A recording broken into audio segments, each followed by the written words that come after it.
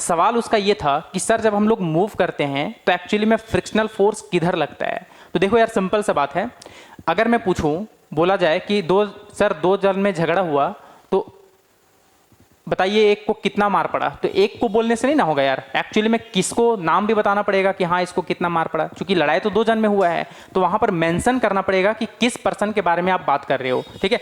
और उस बच्चे में देखो यार, आप लोग ये जानते हो कि फ्रिक्शन जो है ऑलवेज मोशन को अपोज करता है, friction always opposes the motion. अगर आप लोग ये रटे हो ना तो चुल्लू भर पानी में डूब मरो, क्योंकि ये गलत पढ़े हो आप लोग, ठीक है। एक्चुअली में होता क्या है, फ्रिक्शन मोशन को अपोज नहीं करता है, फ्रिक्शन रिलेटिव मोशन को अपोज करता है। बोले रिलेटिव वर्ड बोल दिए तो होशियार हो गए क्या? नहीं, दोनों में बहुत आसमान जमीन का फर्क है।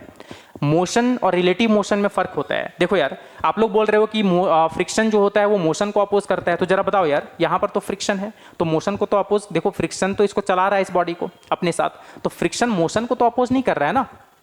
क्लियर ये बात? तो फ्रिक्शन जो है एक्चुअली में क्या होता है, रिलेटिव मोशन को अपोज करता है। आप लोग इस बात को यहां पर समझने की कोशिश करो। जैसे अगर मैं बोलूं, सपोज करो कि ये जो अपना दो बॉडी है, समझ यहां पर थोड़ा गैप दिखा रहा हूं, ठीक है। एक ये बॉडी ए है और ये सरफेस बी है, मैं इसका नाम दे रहा हूं बी, ठीक है। सिंपल सा बात समझना, फ्रिक्शन जो है रिलेटिव मोशन को अपोज करता है। समझना बात को, देखो ये अपना बॉडी ए है और ये अपना बॉडी बी है। अगर अभी ये कांटेक्ट है तो फ्रिक्शन चाहता है कि ये दोनों हमेशा के लिए कांटेक्ट बना रखे, ठीक है। अगर ये बॉडी आगे बढ़ जाएगा तो फ्रिक्शन, ये वाला जो बॉडी है ना, ये बॉडी चाहता है कि तुम पीछे की तरफ आओ दोस्त, है ना, मतलब ये दोनों दोस्त के जैसा मिल करके रहना चाहते हैं, ठीक है।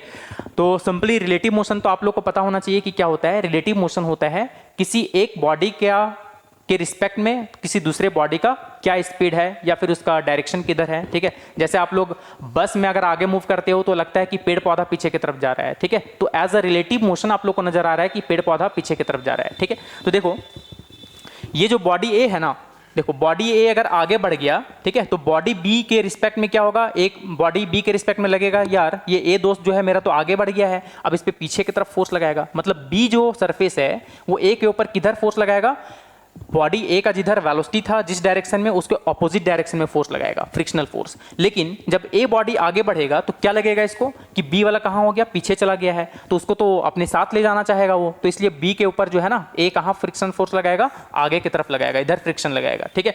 तो सिंपली आप लोग समझने की कोशिश करो कि ये बॉडी ए है, ये बॉडी बी है, अभी ये दोनों कॉन्टैक्ट में है। फ्रिक्शन हमेशा कॉन्टैक्ट में बनाए रखना चाहता है। अगर ये बॉडी आगे की तरफ मूव कर गया तो देखो ये इसको क्या लगेगा कि मेरा दोस्त आगे बढ़ गया है, तो वो बोलेगा दोस्त आ जाओ पीछे, मतलब उस पर फ्रिक्शनल फोर्स ऑपोजिट डायरेक्शन में लगेगा जिधर उस बॉडी का वेलोसिटी था जिस डायरेक्शन में, ठीक है। लेकिन अगर ये बॉडी आगे बढ़ गया है तो इसके रिस्पेक्ट में ये क्या लगेगा कि मेरा सरफेस तो पीछे छूट गया है, तो सरफेस के साथ वो कांटेक्ट बनाए रखना चाहता है, इसलिए वो सरफेस को अपने तरफ मोशन के डायरेक्शन में जो है एक फ्रिक्शनल फोर्स प्रोवाइड करेगा, ठीक है। तो आप लोगों को